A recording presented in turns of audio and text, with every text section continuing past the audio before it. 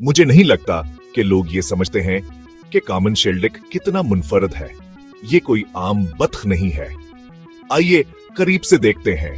Common shield का अपने गहरे काले परों से नुमाया नजर आती है। कॉमन शील्ड का अपने सफेद परों से नुमाया नजर आती है। कॉमन शील्ड का अपने शाहबलूत के परों से नुमाया नजर आती है।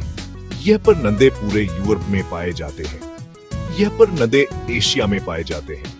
यह परनंदे शुमाली अफ्रीका के कुछ हिस्सों में भी पाए जाते हैं। उन्हें अथली जिले बहुत पसंद आए। केचड़ वाले इलाके उन्हें पसंद आए। दरिया के दहाने उन्हें पसंद हैं। बुनियादी तौर पर वो ऐसी जगह पसंद करते हैं जहां पानी और खली जगह हो। ज्यादातर बतखों के बरेक्स शेल्ड काएं नहीं करती। नराय किन्नर मिसिसिपी भी जाता है। मादा की आवाज गहरी आवर खरखरी होती है। उनकी पसंदीदा खुराक छोटे घोंगे हैं। वह केड़े भी खाते हैं। वह बीजे भी खाते हैं।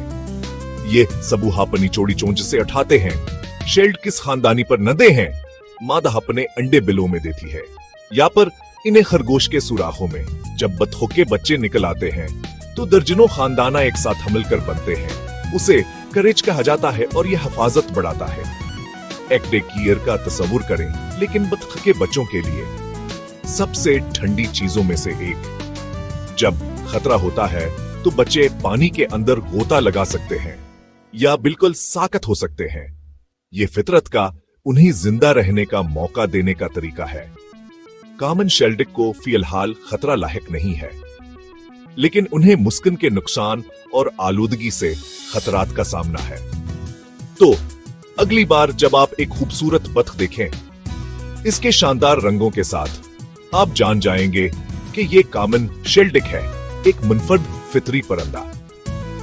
इस मुख्तसर जंगली हयात के एडवेंचर में शामिल होने का शुक्रिया। मजीद हैरत अंगेज जानवरों की कहानियों के लिए लाइक और सब्सक्राइब करना ना भूलें।